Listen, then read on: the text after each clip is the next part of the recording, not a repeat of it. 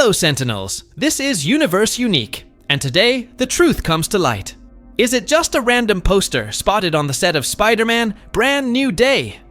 Or confirmation that Venom is already inside the MCU? What looked like a meaningless detail might actually be the clearest sign yet of the symbiote's cinematic future. And if we overlook it, we risk missing the beginning of Peter Parker's greatest on-screen transformation. Before we dive in, we're about to hit a major milestone on this channel, and your subscription is what will make the difference. By subscribing, you not only help us reach that goal, but also make sure you don't miss the sharpest breakdowns and theories across the Marvel and DC universes. Here, every frame matters, and every detail fits into a larger puzzle. On set, the camera picked up a black and white poster with the word symbiosis, and the literal definition of the term, the coexistence of two distinct organisms. In a Spider-Man production, that can't be accidental. The typography, the colors, even the texture all evoke Venom. And to be clear, it's not local advertising for a nightclub, since the owners confirmed it had nothing to do with them. So what's left? Marvel and Sony knew fans would spot it. This isn't background noise, it's a direct signal. Now think about this. The last time we saw the symbiote in the MCU was in the post-credits scene of No Way Home. A small fragment remained behind in this universe after Eddie Brock was sent back to his timeline. Were they really going to leave that thread unresolved forever? No. This poster is evidence they're setting up the symbiote storyline for Tom Holland. But there's one angle almost no one is noticing, and it changes everything. I'll explain in a moment. If this content is connecting you with the biggest Marvel news and theories, go ahead and drop the triple kill. Like, comment, and share. And tell me in the comments which city and country you're watching this from. I read them all. The last time we saw the symbiote on screen, it wasn't roaring, it was still. And that's what made it unsettling. In the No Way Home post-credits scene, Eddie Brock returns to his own universe, but a single drop of the entity remains in the MCU. That moment is canon. A fragment with its own will, hungry for a host, carrying the residual memory of a prior bond. It wasn't left there randomly. It was planted as a narrative fuse waiting to go off when Peter is at his most vulnerable. This brings in a name that has been circulating for months: Mac Gargan. The actor behind Scorpion has been linked again to the project, and leaked images online showed the exact comic book stage where Gargan temporarily wore the symbiote. On the page, that version is brutal and uncontrolled, perfect for an opening act that establishes New York as a hunting ground. However, MCU logic matters here. Giving the symbiote to Gargan before Peter would undercut the emotional core of the Black Suit arc.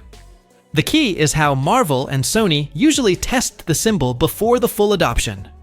It already happened with discarded No Way Home concept art that featured a black suit with a red emblem. It never made the final cut, but it revealed the brainstorming was active. If today the set displays a black and white symbiosis poster, and a fragment of the entity is loose in the universe, the next logical step is a preliminary bond with a mid-level antagonist, and Scorpion fits perfectly. This raises the stakes without burning Peter's psychological evolution. The technical consequence is important.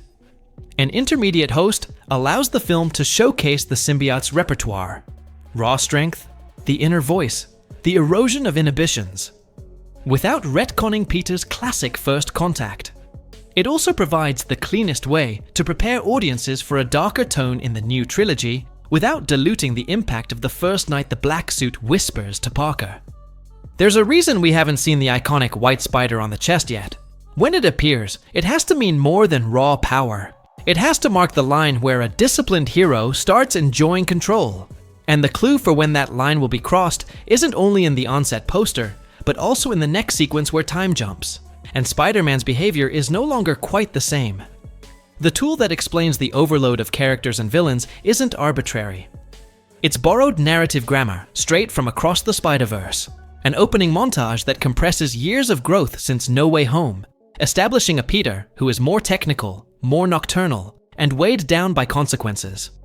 Quick cuts to fictional headlines, police patrols, and rooftop chases function as an X-ray. Changes in pace, calendar jumps, wounds that appear and vanish. and a subtext of isolation that shifts Spider-Man from your friendly neighborhood into a vigilante no one remembers by name. The promise of the symbiote doesn't need to appear yet. It's enough to see the behavioral cracks where it will eventually enter. The visual signals of this transition are recognizable in Spider-Man's iconography.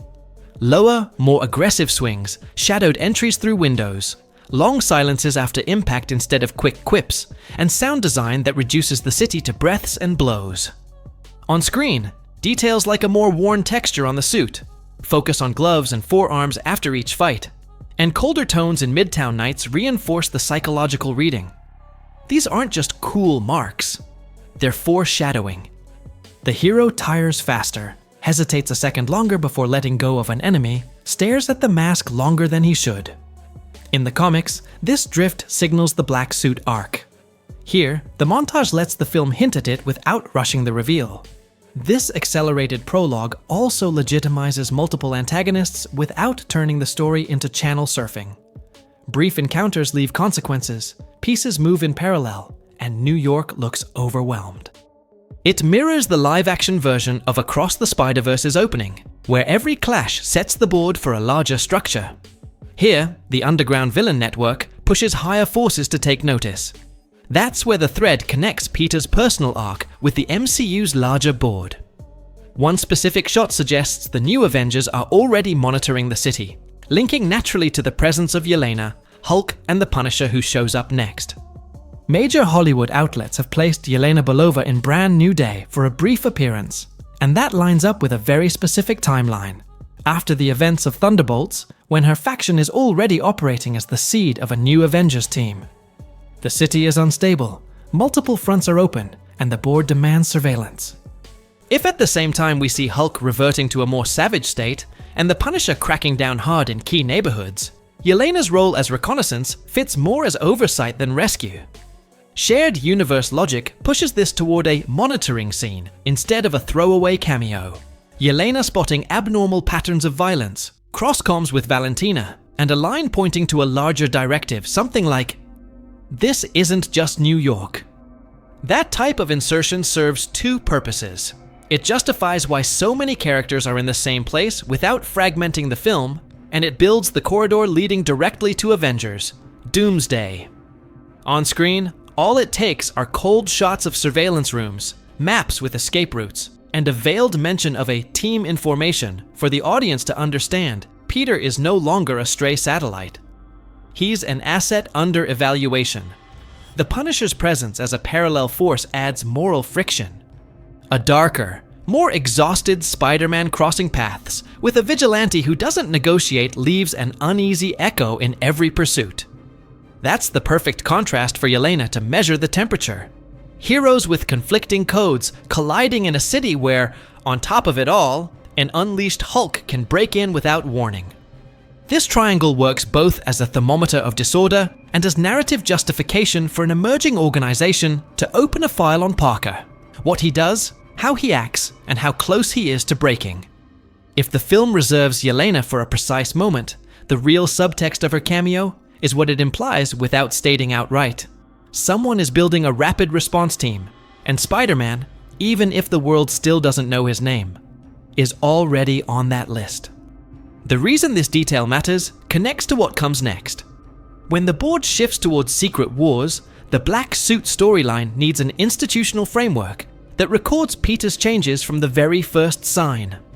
And that record, cold, methodical, and watchful, can begin right here.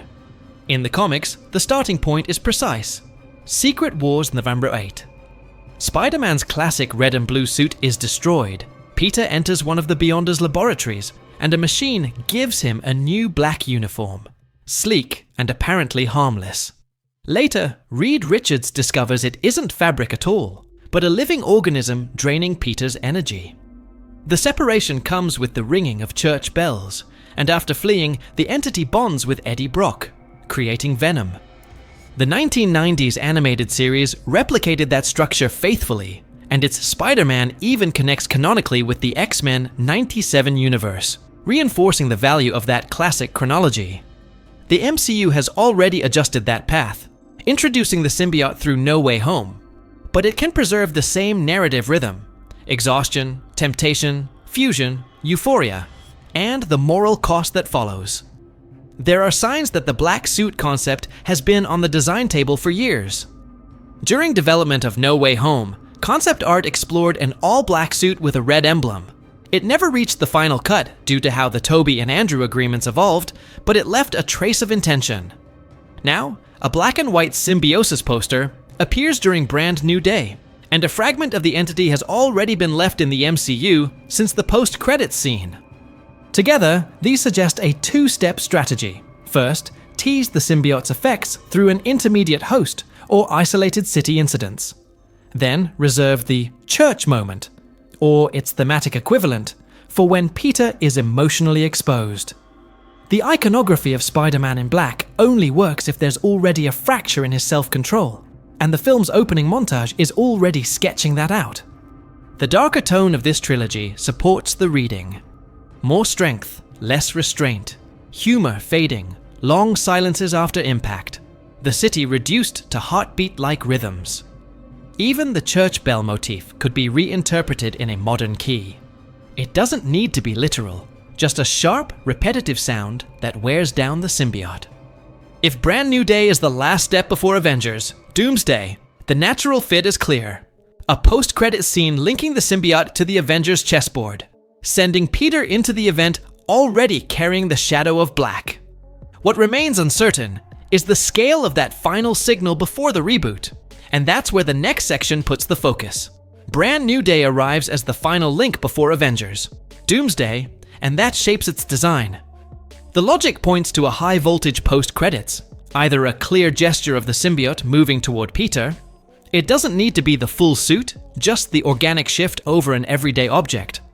Or an operational signal from the new Avengers, detecting anomalies in New York and labeling Spider-Man as a priority asset. This isn't fan service, it's functional continuity. It closes the circle of the No Way Home fragment and opens the corridor to the larger chessboard without stripping Peter of his intimate arc. The reason this approach could break the rules is twofold. First, it turns a Spider-Man film into a controlled hinge of the MCU without diluting its darker tone. The opening montage installs fatigue and temptation, and Yelena's cameo validates that institutions are already watching. Second, it allows the black suit mythology to activate gradually, respecting the cadence of the comics: exhaustion, fusion, euphoria, downfall, but shifting the church moment into a modern context that makes sense with Secret Wars.